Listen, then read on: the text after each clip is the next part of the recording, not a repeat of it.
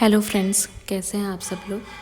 आशा करती हूँ सबके सब बहुत अच्छे होंगे, अच्छे से अपनी डिवाइन जर्नी, अपनी स्पिरिचुअल पाथ को फॉलो कर रहे होंगे, अच्छे से मेडिटेशन कर रहे होंगे। और नहीं कर रहे हैं तो प्लीज़ करते रहिए, क्योंकि यही हमारी साधना का एक बहुत इम्पॉर्टेंट रोल है। और इसमें बहुत सारे हर्डल्स आते हैं और हमें उन सब हर्डल्स को जीत के आगे बढ़ना है। आपको मेरा ये चैनल अच्छा लगता है तो प्लीज़ मेरे चैनल को लाइक सब्सक्राइब ज़रूर कीजिए। ये मुझे मोटिवेट करेगा कि मैं इन फ्यूचर आपसे ऐसी और वीडियोस शेयर करती रहूँ।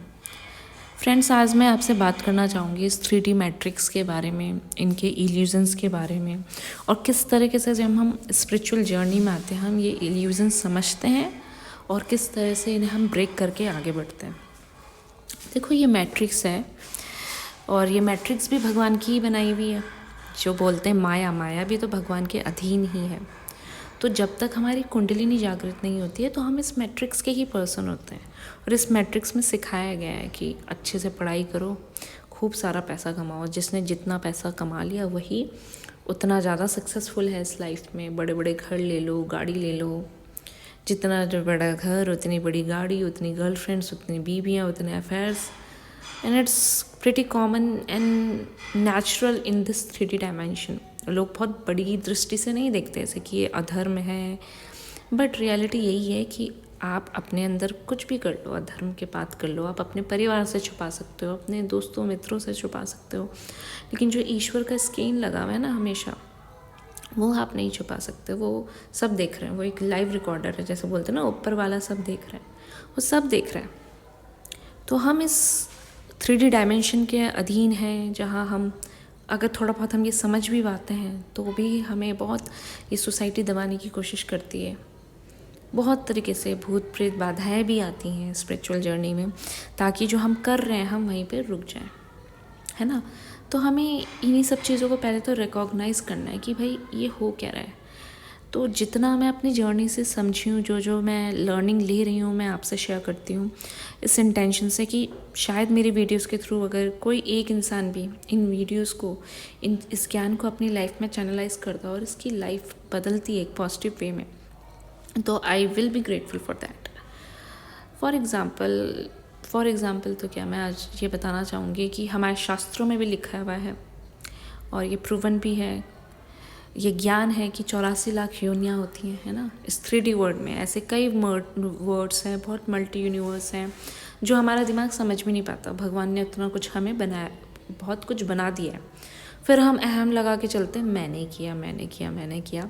एक्चुअल में सब कुछ गॉड ने ही किया है। जो सुख और दुख आ रहा है प्रीवियस जन्मों के, जो हम पिटारी लेके घूम रहे हैं ना, उसके कारण आ रहा है। तो मैं प्रेमानंद महाराज जी को बहुत सुनती हूँ, वो मेरे गुरु हैं। तो उनकी शिक्षा के वो कहते हैं कि अगर आप माला जाप करना शुरू कर रहे हो और बहुत ज़्यादा दुख आने लग गया, तो वो ये नहीं कि प्रभु ने दिया है, वो क्या आपका प्रारब्ध मिटने लग गया। या माला जाप कर रहे हो, बहुत सुख आने लग गया, लेविश लाइफ हो गई है सब कुछ, तो भी वो भगवान ने नहीं दिया, वो आपके किसी जन्म के पुण्य कर्म थे जो आप अभी भोग रहे हो। तो इस पृथ्वी पे आते ही हम सुख और दुख भोगने के लिए।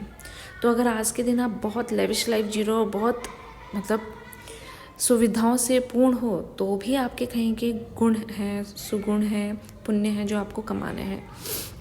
और अगर आप बहुत दुख में हो तो भी आपके कहीं का कोई प्रारब्ध है जो जल्दी जल्दी निपट रहा है। तो इसलिए जब हम भक्ति में आते हैं, ट्रू भक्ति, कृष्ण भक्ति में आते हैं और अपनी कॉन्शियसनेस को एलिवेट करते हैं और समझते हैं कि हम सिर्फ बॉडी नहीं है, हम ये सोल है और जो इस मैट्रिक्स में अनंत जन्मों से ट्रैप है, तो फिर हम अपना जल्दी जल्दी प्रारब्ध मिटाते हैं। इसलिए बोलते हैं भक्तों के जीवन में दुख जनरली ज़्यादा दिखती है, तकलीफ़ ज़्यादा दिखती है।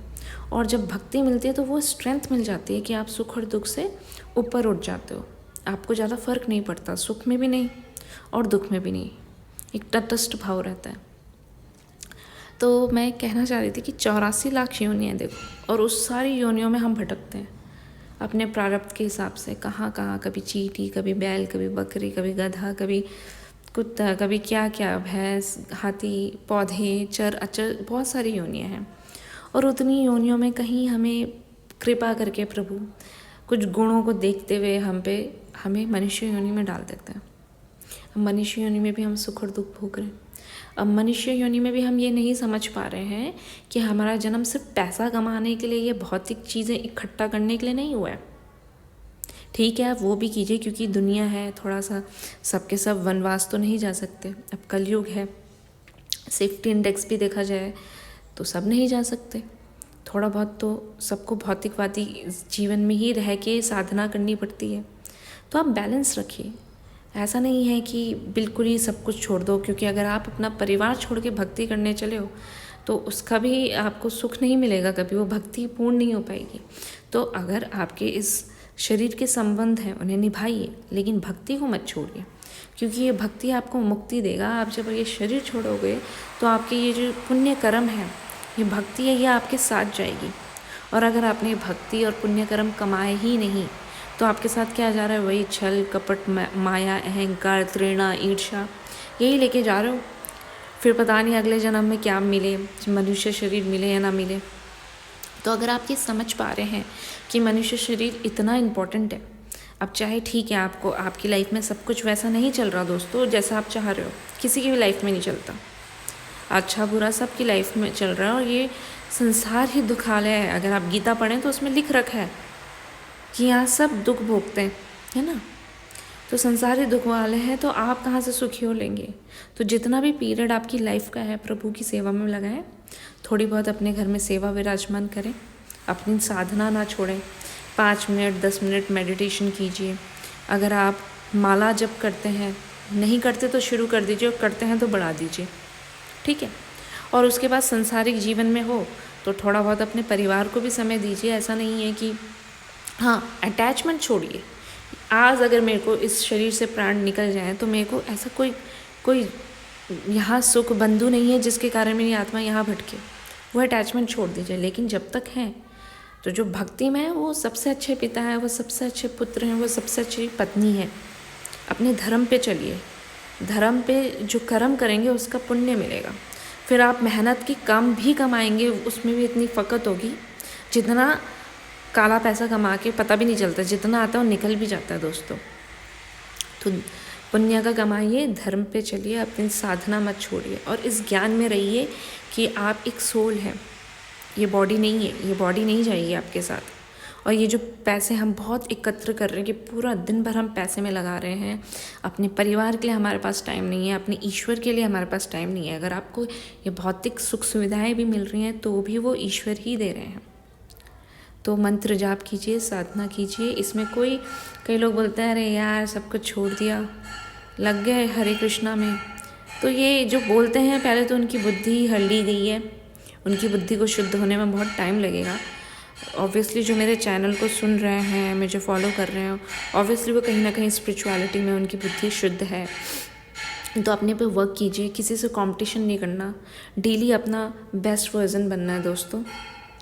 तो अपना बेस्ट वर्जन बनिए, अपने आप पे वर्क कीजिए, अपनी साधना कंटिन्यू रखिए, अपने आप को इंट्रोस्पेक्ट कीजिए, आप में क्या कमियां हैं, अहंकार है, क्रोध है, माया है, ईगो है, उस पर वर्क कीजिए, उसको ठीक कीजिए।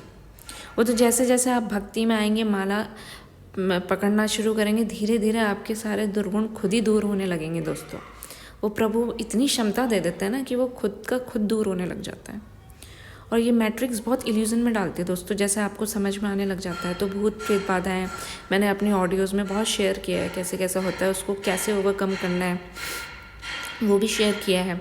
बहुत सारे इल्यूजन्स होते हैं, आप फॉल्स मैरिजेस में फंस जाते हो ताकि आप उन्हीं सब चीज़ों में ट्रैप्ड हो सके, और जो कर रहे थे वो वहीं रुक जाए। या तो एक्सट्रीम दुख आता है कि आप वो सब छोड़ दो भाई जो कर रहे थे, या एक्सट्रीम सुख आता है कि आपको लगता है भाई यही है जो है, मैं कहाँ पड़ा हुआ हूँ।